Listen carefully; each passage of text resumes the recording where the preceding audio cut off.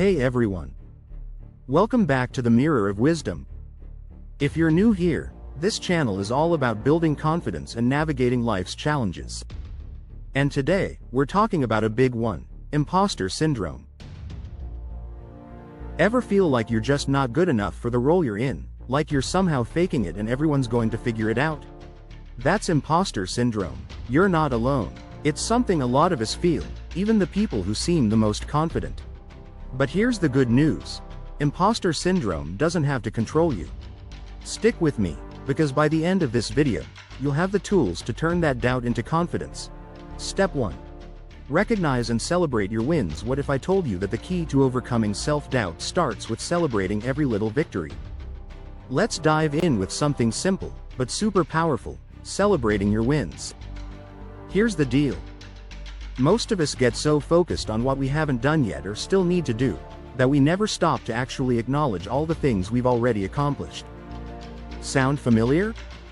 One of the best ways to break the cycle of self-doubt is to regularly take time to recognize and celebrate your wins. So grab a journal or open a notes app on your phone, and write down what you're proud of. Did you finish a challenging project? Master a skill you once found hard? Even just pushing through on a tough day is something to acknowledge. And here's why this works. When self-doubt kicks in, having a list of real, tangible achievements helps remind you of what you're capable of. This simple practice is a powerful way to build your confidence over time. Step 2. Catch and challenge negative thoughts. What if your biggest critic isn't your boss or colleagues but your own mind? Now, let's tackle that inner critic. You know what I'm talking about, the voice that says, "I'm not good enough," or "I'm just faking it." Here's the thing. Those thoughts might feel real, but they're not facts. When you notice those doubts creeping in, pause and challenge them. Ask yourself, is this actually true? What evidence do I have for this? Or try this one. If a friend told me they felt this way, what would I say to them? Usually, you'd reassure a friend and remind them of their strengths, right? So start doing the same for yourself. And here's a pro tip. Use positive affirmations daily, like, "I am capable," "I deserve my success," or "I am growing into this role." The more you practice reframing those doubts, the easier it'll get to believe in yourself. Step 3. Talk to someone you trust. Hook. Did you know that opening up about your imposter syndrome could actually help you feel less like an imposter? Imposter syndrome can make you feel like you're the only one struggling, but here's the truth. Opening up about it is one of the best ways to beat it. It's tempting to keep these feelings bottled up, thinking others won't get it or might see you differently. But whether it's with a friend, family member, or mentor, sharing what you're feeling can be so liberating. You might be surprised to find that people you admire have felt the same way. Talking to others who've been there can help you gain perspective, remind you that you're not alone, and show you that imposter syndrome doesn't have to last forever.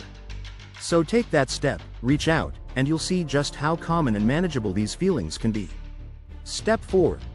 Focus on growth, not perfection. Imagine if the pressure to be perfect disappeared and all you had to do was focus on learning. Perfectionism and imposter syndrome often go hand in hand.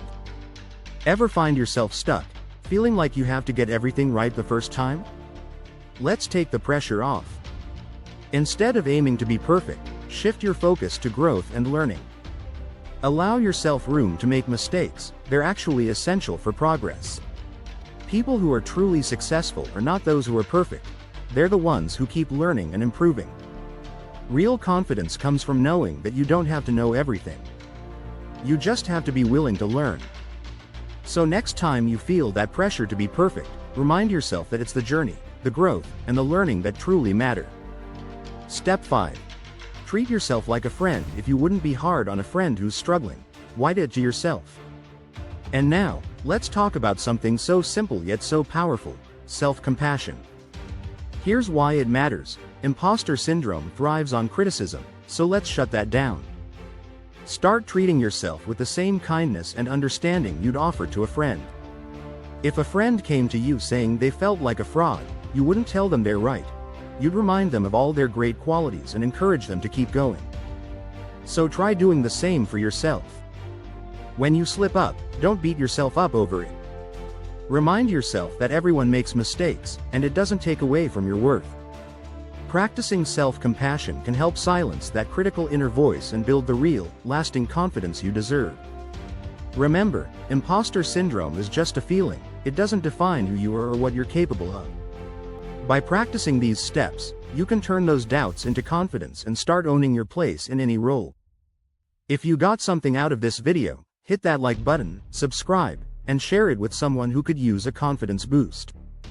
And drop a comment below. Have you ever felt imposter syndrome?